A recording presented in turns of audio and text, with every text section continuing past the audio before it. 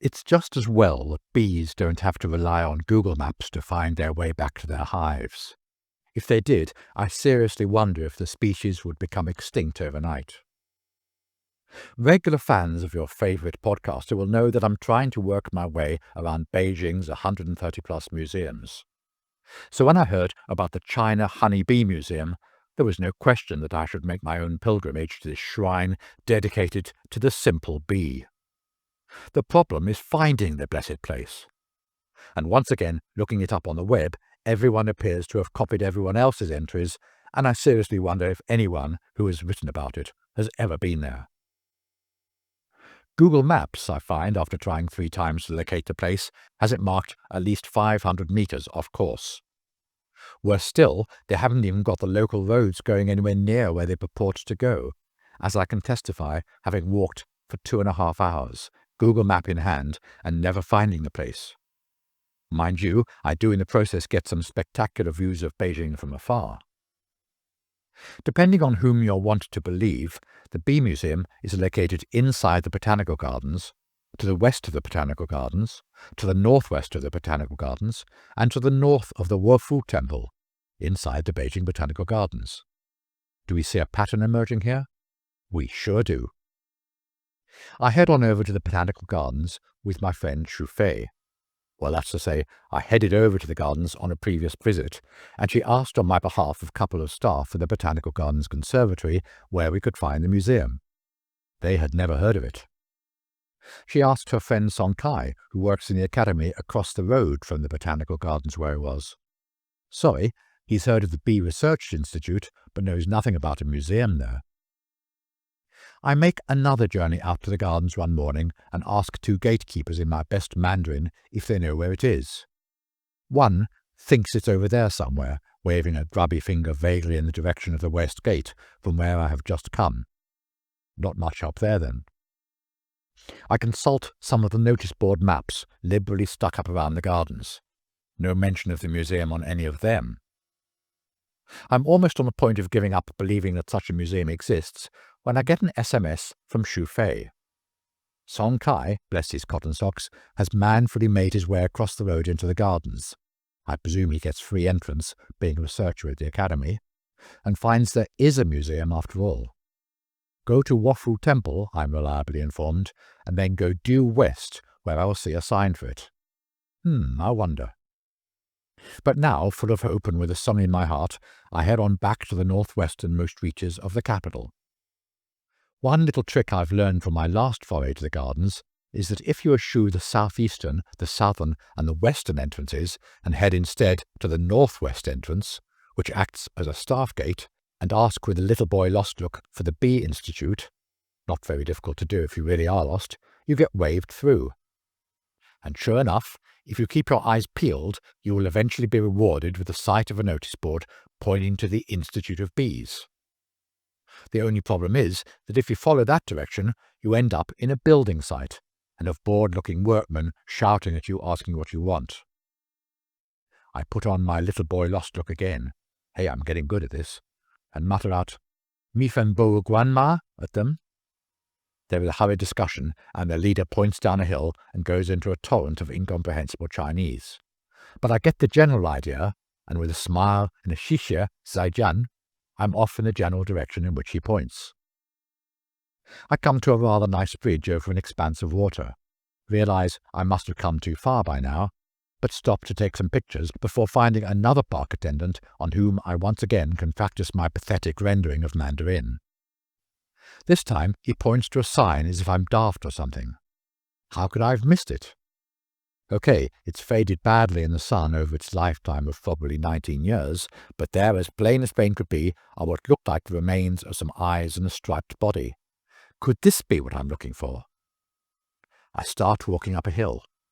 Is that a bouncy castle ahead of me? No, it's a blow-up honeybee looking for all the world like an oversized sex toy.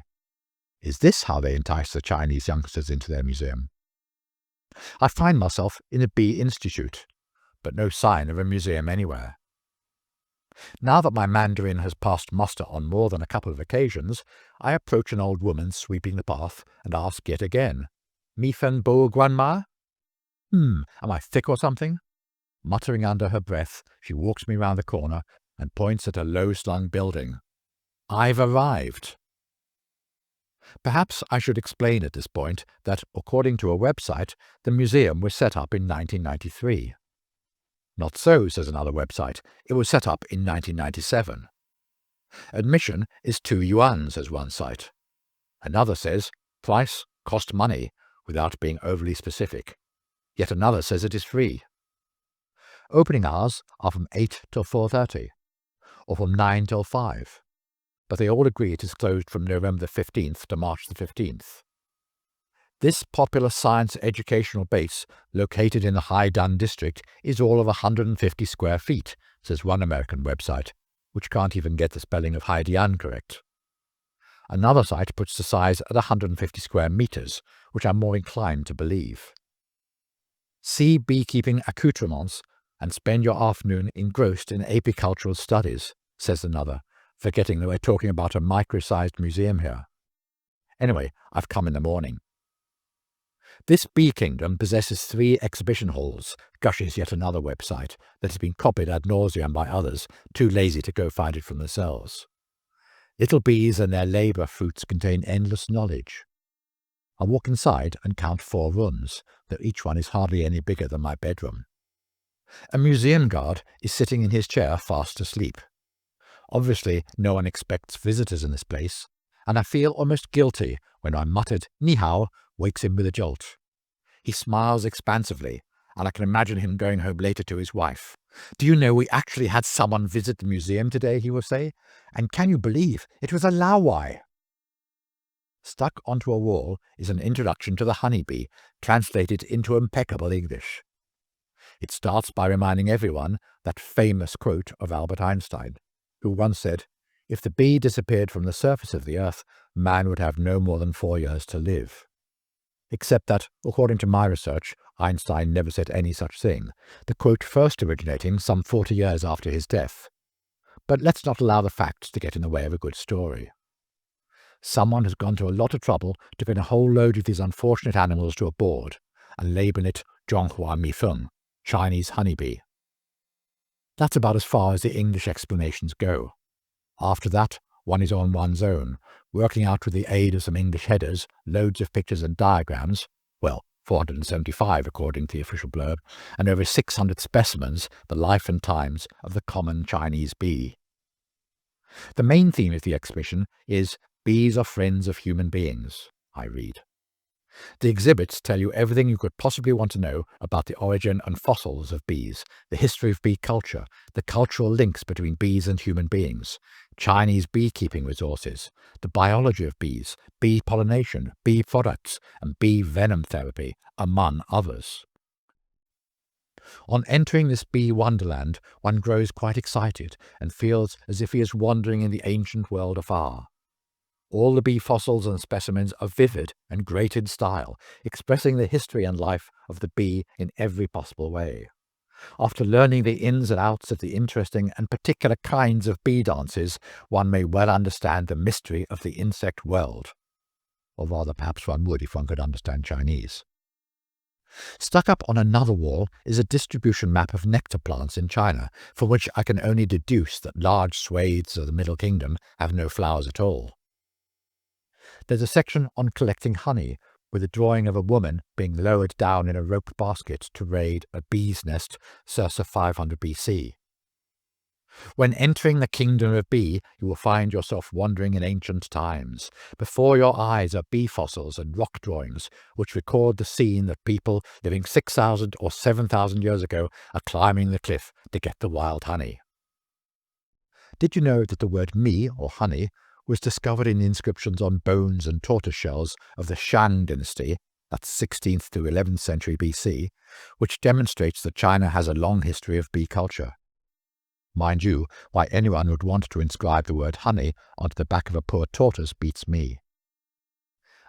Here we come to an explanation of the dance of the honeybee, and also something about pheromones and about swarming, but apart from that, I'm not much the wiser. My friendly doorman comes up to me at this point, and with a lot of tisking and waving his finger in the direction of the camera, I'm led to believe that photos are not allowed. I wait until he is nodding off again before grabbing a pick of stamps around the world, featuring what else but the honeybee. Finally, I come to a model of honeycomb being put to good use. Okay, so the worker bees may look like a South African rugby team, and the ones dressed up as Red Guards are, I think, meant to represent wet nurses feeding their infants. But at least we learn how they mix up the feed in plastic bottles and cart the bee brats away on wheelie cradles. You see, there's always something you can learn from these museums. After 15 minutes, I feel I have learned everything there is to know about Apis cerana. The time has just flown by. In truth, it feels like I came in only 14 minutes ago. And with tears in my eyes, I bid a fond farewell to my new doorkeeper friend and step out into the sunshine once more. I stroll once again through the Botanic Gardens, finding the time to visit the public conveniences for a quick pee. Over the taps are signs in simple, plain Chinese and English. If only Google Maps were this easy to understand.